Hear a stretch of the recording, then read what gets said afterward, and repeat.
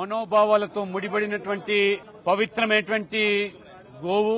అటువంటి గోవులను రక్షించడానికి ఏర్పడ్డటువంటి గో రక్షణ సంస్థ సనాతన ధర్మంలో అత్యంత ఒక పవిత్రమైనటువంటి జీవిగా ఆవును పూజించి కేవలం ఆవు హిందువుల మనోభావాలే కాదు, శాస్త్రీయంగా కూడా ఏ రకంగా మరి ఆరాధ్యంగా భావిస్తామో అటువంటి ఆవులను గోవులను రక్షించాల్సిన బాధ్యత ప్రభుత్వానికి.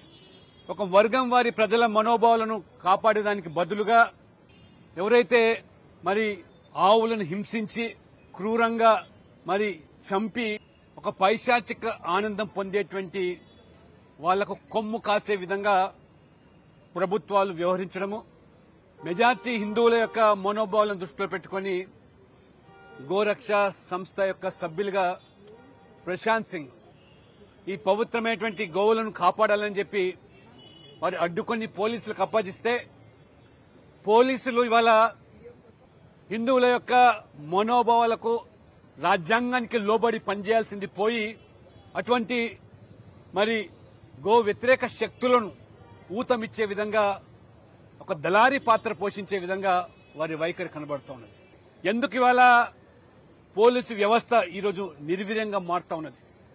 పాలకులు ప్రభుత్వాలు కూడా మన రాష్ట్రంలో కేవలము ప్రతి అంశాన్ని కూడా రాజకీయంతో ఓటు బ్యాంకుతో ముడిపెట్టి హిందువుల యొక్క మనోభావాలను దెబ్బతీసేటువంటి గాయపరిచేటువంటి వ్యక్తుల పట్ల, శక్తుల పట్ల, సంస్థల పట్ల ఒక్కో పాదంతో అణిచివేయాల్సింది పోయి ఈరోజు జీ హుజూర్ అనే రీతిలో ఈరోజు వివరిస్తాను.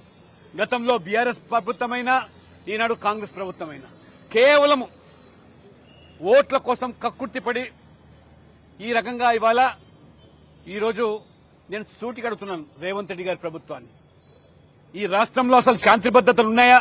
గత సంవత్సర కాలంలోనే 500 పైగా హత్యలు ఈ రాష్ట్రంలో కాబడ్డాయంటే మరీ ఆశ్చర్యకరం ఏంటంటే ఈ గన్ కల్చర్ ఈరోజు హైదరాబాద్ లో, తెలంగాణలో రోజు రోజుకు పెరిగిపోతా ఉన్నది.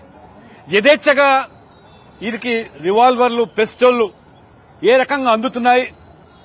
మరి పోలీసు నిఘా విభాగాలు మరి కళ్లు మూసుకొని ఈ పాలకులకు మరి తొత్తులుగా వ్యవహరిస్తా ఉన్నారా?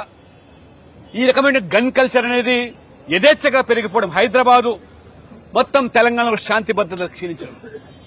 ఇవాళ సామాన్య ప్రజలే కాదు, గోరక్షలకే కాదు, పోలీసుల మీద కూడా దాడులు జరుగుతూ ఉంటే, పోలీసులను కూడా హతమారుస్తా ఉంటే ఈ ప్రభుత్వము మరి నిస్సిగ్గుగా ఇవ్వచ్చు. స్వయంగా ముఖ్యమంత్రి రేవంత్ రెడ్డి గారే ఇవాళ లా అండ్ ఆర్డర్ వారి చేతుల్లో ఉండి ఏ రకంగా ఇవాళ మొత్తం ఈరోజు ఈ 2 సంవత్సరాలుగా శాంతి భద్రత పూర్తిగా క్షీణించే దానికి అనేక మంది ఈరోజు ఒక పోలీస్ కానిస్టేబుల్ హత్య పట్టపగలు, ఒక రియల్ ఎస్టేటర్ మరి ఆ వివాదాల్లో, భూ తగాదాల్లో పిస్టల్తో కాల్చి చంపిన ఉదంతం, లేదా ఇవాళ దారుణంగా మరి కాల్చినట్టు ఉదంతాలు అనేకం ఈరోజు వెలుగులోకి వస్తున్నాయి. ఈ ప్రభుత్వానికి తీరిక లేదు. ముఖ్యమంత్రి గారికి వాళ్ళ మంత్రుల్లో ఉన్నటువంటి వివాదాలు లేదా లావాదేవీల్లో ఉండే పరిష్కారంలోనే నిమగ్నమైన ఢిల్లీ యాత్రలు తప్పితే ఈరోజు మరి శాంతి భద్రతల పట్ల కనీసమైన శ్రద్ధ వహించకుండా ఈరోజు మొత్తం తెలంగాణలో అసలు పాలన పడకేసింది. మొత్తం ఇవాళ మంత్రులు ఎవరికి వాళ్లుగా వివాదాల్లో, విమర్శల్లో కూరుకుపోయి మరి ఒకవైపు హైకమాండ్, రెండో వైపు ఈరోజు అంతర్గత కలహాలు, మొత్తం ఇవాళ శాంతి భద్రతలను గాలి కొదిలేశారు.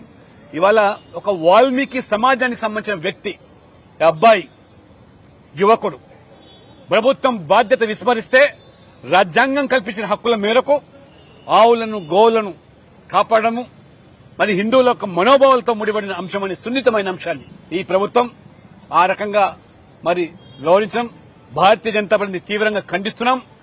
దోషులను కఠినంగా శిక్షించడమే కాదు, పోలీసులు కూడా దాన్ని మసిపూసి మాడికాయ చేసి ఇవాళ ఈ అబ్బాయి మీద నెపం నెట్టే ప్రయత్నం చేస్తారు. మీరు చేయాల్సిన బాధ్యత ఆ రకంగా మరి వధశాలకు తరలించుతుంటే వందల సంఖ్యలో రోజువారీగా కాపాడాల్సిన బాధ్యత, ఆపాల్సిన బాధ్యత పోలీసులు దాన్ని విస్మరించి ఇవాళ ఏ రకంగా మరి ఎదురు దాడికి పూనుకునే విధంగా మరి ప్రభుత్వం గాని లేదా పాలకులు గాని పోలీసులు గాని వ్యవహరిస్తున్నారో కేవలం ఈ తెలంగాణలో ఈ రోజు కాంగ్రెస్ ప్రభుత్వం గాని గతంలో బీఆర్ఎస్ ప్రభుత్వం కానివ్వండి ఈ బుజ్జగింపు చర్యలు ఈ మైనార్టీ ఓట్ల కోసం కక్కుర్తిపడి హిందువుల మనోభావాలు గాయపరిచే విధంగా వ్యవహరిస్తే సమాజం సహించదని దీన్ని తీవ్రంగా ఖచ్చితంగా మూల్యం చెల్లించుకోవాల్సి వస్తుందని చెప్పి కూడా భారతీయ జనతా పార్టీ మేము హెచ్చరిస్తా ఉన్నాం.